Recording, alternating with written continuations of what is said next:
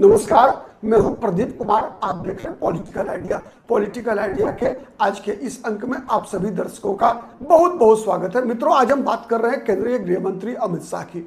अमित शाह पिछले दिनों केरल में एक कार्यक्रम के दौरान उन्होंने कहा कि भारत का जो उपराष्ट्रपति है का कैंडिडेट बी सुदर्शन रेड्डी के बारे में वो बता रहे थे कि ये नक्सलियों के यार हैं, नक्सलियों के दोस्त हैं। और कांग्रेस पार्टी ने एक नक्सली समर्थक को, नक्सलियों के दोस्त को भारत के उपराष्ट्रपति का उम्मीदवार बना दिया है। यह वामपंथियों के दबाव में कांग्रेस पार्टी ने किया है, ऐसा आरोप केंद्र के गृह मंत्री अमित शाह ने लगाया।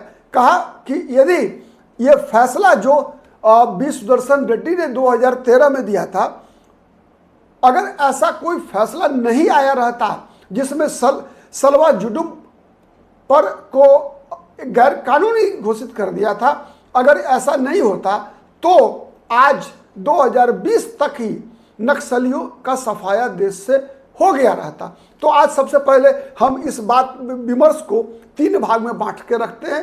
एक तो सबसे पहले समझते हैं कि सलवा जुडुम है क्या, फिर दूसरा बात, इस बात की हम तहकीकात करेंगे कि ये इसका असर क्या पड़ा है। तीसरा, प्रतिक्रिया क्या व्यक्त किया है बी सुदर्शन रेड्डी ने, उसको भी हम जानेंगे।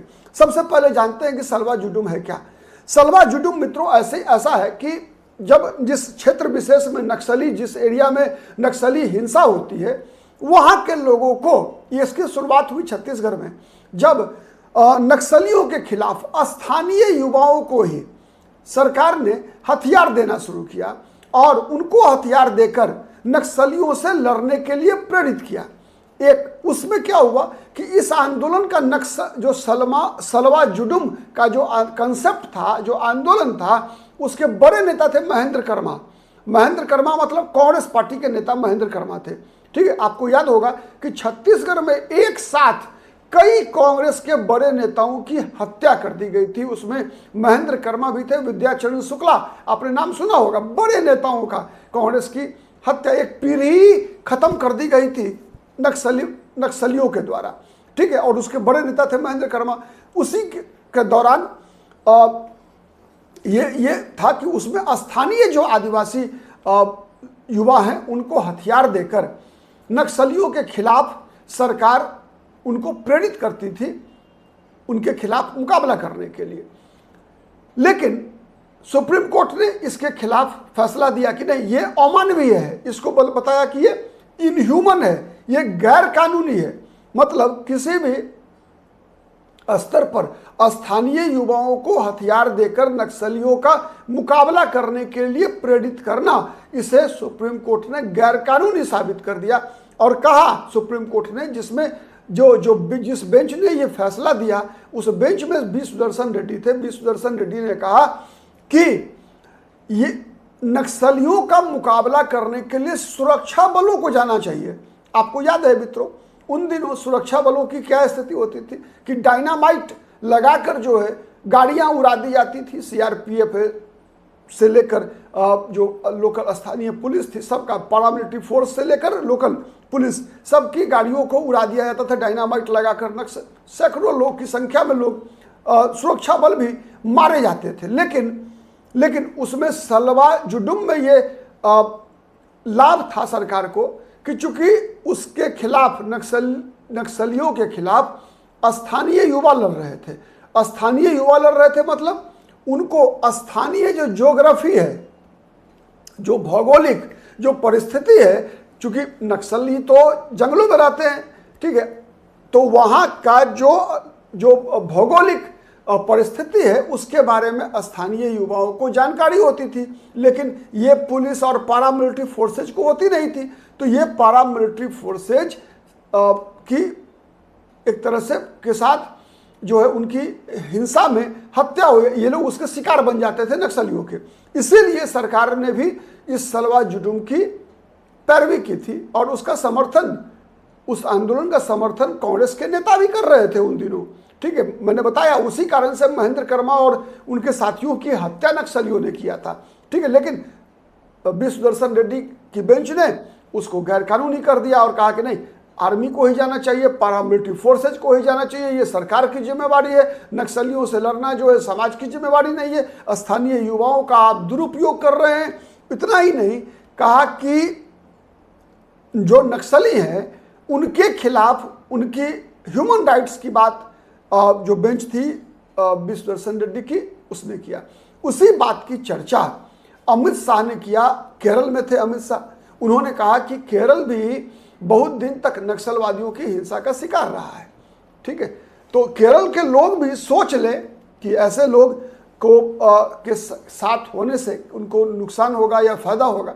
बल्कि इन नक्सली हिंसा का शिकार अमित शाह ने कटाक्ष किया कांग्रेस पर भी केरल में, क्योंकि कहा कि नक्सली हिंसा का शिकार, वामपंथी हिंसा का शिकार कांग्रेस के लोग भी हुए हैं। तो कांग्रेस को एक तरह से कटाक्ष भी किया, कांग्रेस को चेताया भी कि आप जब इस प्रकार के लोगों का समर्थन करते हैं जो कि अर्बन नक्सल या फिर नक्सलियों के दोस्त हैं, इस तरह के लोगों का, तो इसकी कीमत आपने भी चुकाया है। चाहे वो पश्चिम बंगाल में बुद्धदेव भट्टाचार्य और ज्योति बसु की सरकार के दौरान रहा हो, चाहे केरल में, चाहे नंबूदिरी से लेकर और विजयन तक के सरकारों के शासनकाल के दौरान की स्थिति रही हो, कांग्रेस ने भी, आपने भी बहुत बड़ी कीमत चुकाई है। आपको भी सैकड़ों हजारों कार्यकर्ताओं की जान देनी पड़ी है नक्सली हिंसा में। तो इसलिए आप भी सोच लीजिए, आपके लिए भी नुकसानदेह है। और वामपंथियों के दबाव में आपने जिन लोगों को उम्मीदवार बनाया है, ठीक है, उन लोगों को आपको देखना चाहिए। ठीक है, अब उसका जवाब देते हुए उसका जवाब भी दिया है। ठीक, तो अब उसका जवाब भी दिया है विश्वदर्शन रेड्डी ने। विश्वदर्शन रेड्डी ने कहा कि मैं इस बहस में नहीं पढ़ना चाहता। ठीक है, पूरा जवाब सुनिए उनका है कि पहले अमित शाह को मेरे ऊपर टिप्पणी करने से पहले 40 पन्नों का जजमेंट है, उस पूरे जजमेंट को पढ़ लेना चाहिए था। उसके बाद जो है, ठीक है, यदि उन्होंने 40 पेज का जजमेंट पढ़ लिया होता तो आज मेरे ऊपर जिस प्रकार का कमेंट किया है उन्होंने नहीं किया होता। मैं विश्वदर्शन रेड्डी कह रहे कि मैं केवल ये विचारधारा की लड़ाई लड़ रहा हूँ। आरएसएस का नाम लेकर उन्होंने कहा कि मैं आरएसएस की विचारधारा से सहमत नहीं हूँ, इसीलिए मैं आरएसएस की विचारधारा के खिलाफ विपक्ष का उम्मीदवार बनने के लिए मैं तैयार हुआ। पहले चर्चा किया उन्होंने कि जब मल्लिकार्जुन खड़गे के बारे में, कि जब उन्होंने उनको फ़ोन किया कि हम आपको उम्मीदवार बनाना चाहते हैं, तो विश्वदर्शन रेड्डी ने कहा कि मैंने पूछा उनसे, मल्लिकार्जुन खड़गे से, कि क्या मैं आपका केवल उम्मीदवार हूं? तो नहीं, मल्लिकार्जुन खड़गे ने कहा कि नहीं, आप पूरे ओपोजिशन ब्लॉक के उम्मीदवार हैं। इस बात से इसका संकेत निकल कर आ रहा है कि कहीं विश्वदर्शन रेड्डी तो ये पूछना नहीं चाहते होंगे कि भाई आपके साथ, आपके समर्थन में जो वामपंथी ताकतें हैं वो हैं या नहीं है। अब क्या है मैं नहीं कह सकता, ठीक है, लेकिन एक बात है कि विश्वदर्शन रेड्डी ने कहा कि इस बहस को चलना चाहिए, बहस चलने में दिक्कत नहीं है, लेकिन केवल शालीनता, मर्यादा का पालन होना चाहिए। ये एक जो है माने स्पष्ट, थोड़ा सा माने स्पष्ट रूप से उन्होंने कहा कि शालीनता, मर्यादा का पालन करना चाहिए। हम इस मुद्दे पर जो है ज़्यादा लंबा बहस नहीं करना चाहते। उनका कहना था कि संवैधानिक कर्तव्य और वैचारिक मतभेदों के बावजूद प्रत्येक नागरिक के जीवन में स्वतंत्रता और संपत्ति की रक्षा करना एक जज का काम होता है।